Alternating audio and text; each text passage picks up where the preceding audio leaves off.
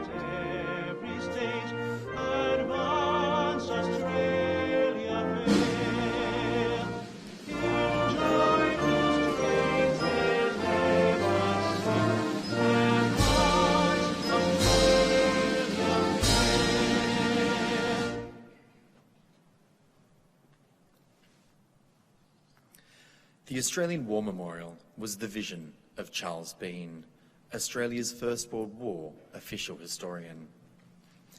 Bean landed with the Australian troops on Gallipoli and stayed with them at the front through to the end of the war. The idea of this national memorial and museum came to him at Pozières, France, in the depths of the bloody fighting of 1916. Bean's idea was that this would be a place where families and friends could mourn loved ones buried in faraway places. It would also be a place that would help all Australians understand what these men and women had endured and what they had done for us. Bean's vision, to which we remain true, is best expressed as inscribed to the entrance to the memorial's galleries. Here is their spirit, in the heart of the land they loved, and here we guard the record which they themselves made. Tonight we'll read the story behind just one of those listed on the Roll of Honour, which lists the names of more than 102,000 men and women who have given their lives for us in war and operations for more than a century. But first we present a lament, Flowers of the Forest. Wreaths or floral tributes will now be laid at the base of the Pool of Reflection.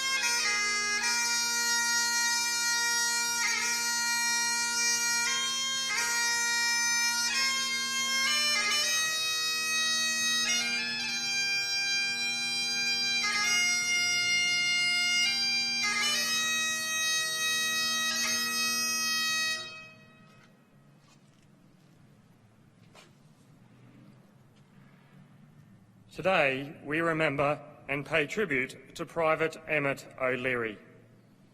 Emmett O'Leary was born Humphrey Emmett O'Leary on the 10th of May 1886. He was born in Georgetown, South Australia, but when he was 5 or 6 years old, his family moved north to Petersburg. His father served as the head teacher at the Petersburg State School for 9 years before moving his family to Crystalbrook, taking the position of head teacher at the government school there.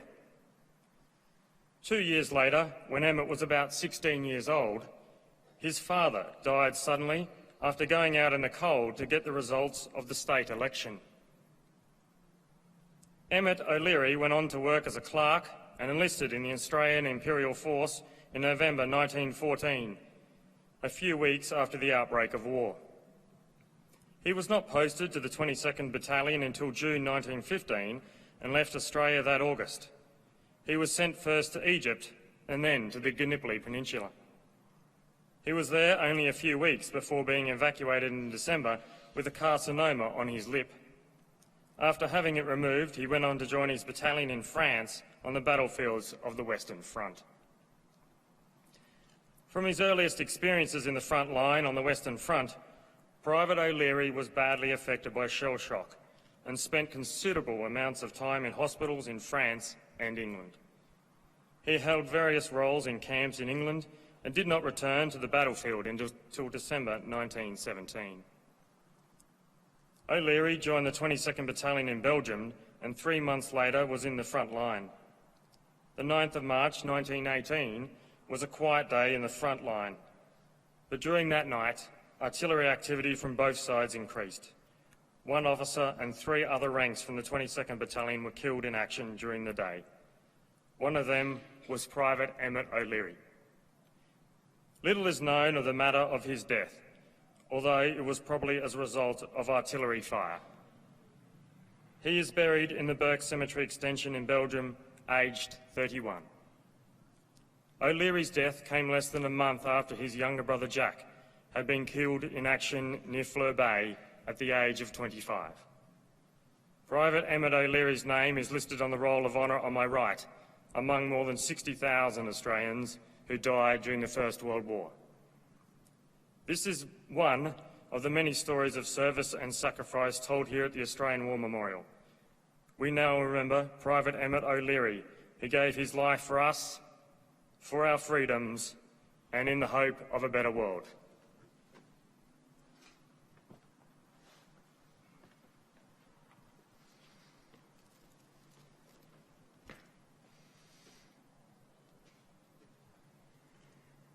They shall grow not old, as we that are left grow old. At the going down of the sun and in the morning, we will remember them. We will remember them.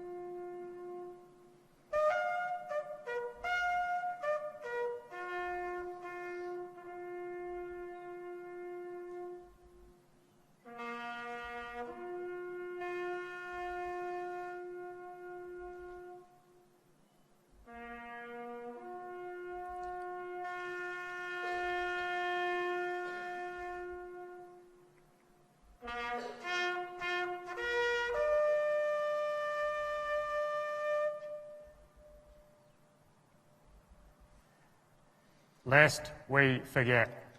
Lest we forget.